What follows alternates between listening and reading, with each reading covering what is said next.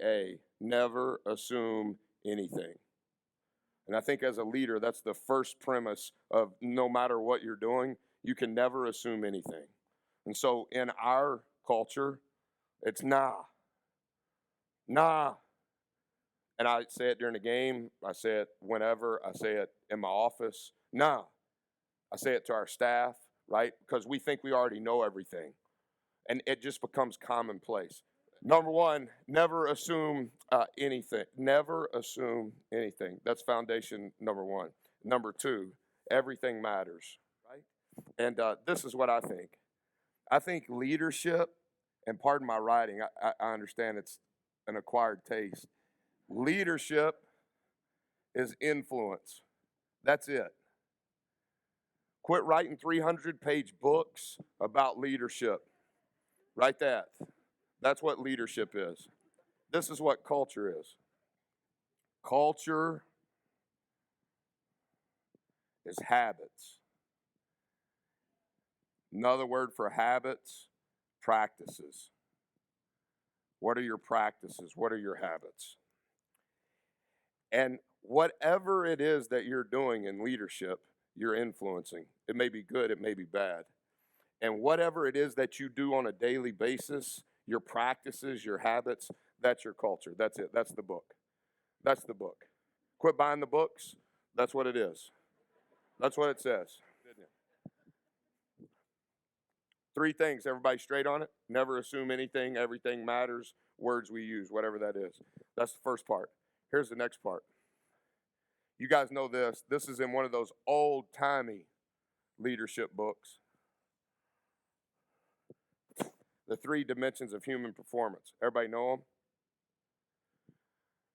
This one right here is I think. I think. That's the intellectual dimension of all of us. We all have it, right? No matter how good you are, no matter how bad you are. We all have I think. That's the smallest one. How many people do you know that are really, really, really, really, really, really smart and they can't get anything done? You know a bunch of them, right? That's because this is not a predictor of success. That's also why it's the head of the snowman. It's I think. I think. This is the next one. I feel. If you haven't read books about this stuff and you're kind of into leadership, I would suggest you read it. If it's I feel, what is that about, do you think? Your emotion, right? And your emotions dictate what? Your emotions dictate how you behave, right? So this is the I think. We know a lot of really smart people, but even those really smart people, when they're in a really bad mood, you don't know that they're really smart because they're really out of whack, because this is the belly of the snowman. That's the emotional, that's the I feel. Last one. The last one, and it's the biggest one, is I am. That's your creative unconscious. It's who you believe to be, whether that's real or imagined. Our responsibility as leaders, if this is the I am, that's the self-image, right? If you're going to be a great leader, you better be perfectly self-aware. And if you're not self-aware, you're not any good. If you can't be honest with yourself and be transparent and be vulnerable with the people you're leading, zero. You have zero influence. They may act it, but they don't believe it. Their heart's not in it. I think that's right. I think servant leadership is right. You know why I think servant leadership is right is this. Think about your coaches. Think about your bosses. Think about the people that have made the biggest impact on your life as leaders, your parents, whoever that would be. Who do you like the most of all of those people? Who do you like the most? The ones you like the most are the ones that are most invested in you. Wouldn't you agree? It doesn't mean they were the most skilled. It doesn't mean they were the most gifted. It means that you knew they were invested in you. Culture is what? Or in my opinion, culture is. Thanks. 30% of you guys have been paying attention. Habits / practices. Thanks. This is what I learned on this path. See, I kept thinking that if I got right there, I'm good. And then I got right there, and I was like, oh, I need to go right there. On the path of getting better, hashtag lowercase get, uppercase better. Single quotes around it because it's words we use. It's not about winning. It's about the process of getting better. And in the process of getting better, you're going to see things that are going to move you out of your zone. Winning, you revel in it. Leverage practices, not people. Write that down if you're keeping notes. Leverage practices, not people. Because what ends up happening as a leader, those that you hire, those that are on your team, you start thinking, if I can manipulate them, even though you're not doing it for the wrong reasons, but if I can manipulate them, then it's going to work out best, whatever best is. You can't be a servant leader if you have an agenda. The agenda is the vision, and the vision is for everybody within the organization. And within the changes in your organization, right, if you rewind a year in your life as a leader, how many people have left your team? We recruit nonstop, right? Kid graduates, kid flunks out of school, kid quits, kid wants to go transfer over here. Assistant coach becomes a head coach. Assistant coach, he ain't no good. He needs to go get another job, right? There's constant change. That's why the words you use when you show up, no matter how old or what position you are, everybody's saying the same words. But the best results are the results that come from the best practices. What are the practices in your organization? The practices are how I stop and prevent, as a leader, attacking you in your job. I should never attack you.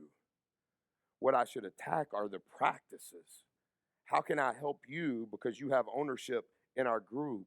You have ownership in what we're doing. If I didn't love you, you wouldn't be on the team.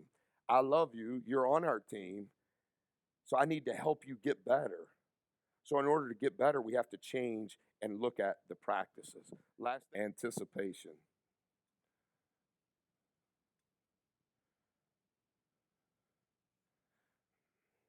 We all anticipate things.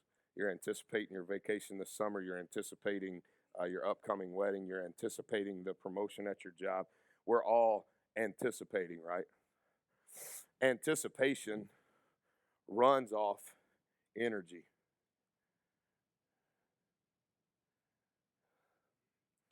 And that energy can go one of two ways. Fear. All that stuff I was telling you when I was drawing those orange circles right there, that was based on fear. I'm from a town of 1,000 people. There's nowhere for me to go. I ain't got nowhere to go. That doesn't mean I grew up terrible. That's not what I'm saying.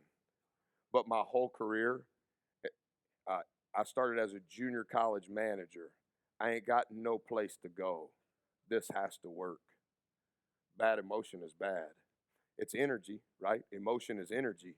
But my energy was based on the wrong stuff. It was based on fear. Like, what if this doesn't work out? And then I have to go try to get a job with you. And the first thing you're going to say to me is, well, what kind of experience do you have in whatever world you're in? I'm like, none. Well, what have you been doing? Well, basketball. Well, that ain't got nothing to do with what I do. And so it was based on fear, right? That's the wrong kind of anticipation. It's the wrong kind of energy. You guys know this one. It's based on faith, right? When you anticipate and your energy is in the direction of faith, you're having faith that things are going in the right direction, not the result. Not this. On this path, There are imposters. There's imposters along the way, and this is your path. And you got to be careful that you don't get out of your zone. You don't get out of your zone. And your zone, a lot of times, are imposters. This faith has nothing to do, well, if we win 5 games, I'm going to be happy. Well, if we win 10, I'm going to be happy. No, no, no. Everything, my energy, the direction, John, it's this. That's the energy, but it's the faith.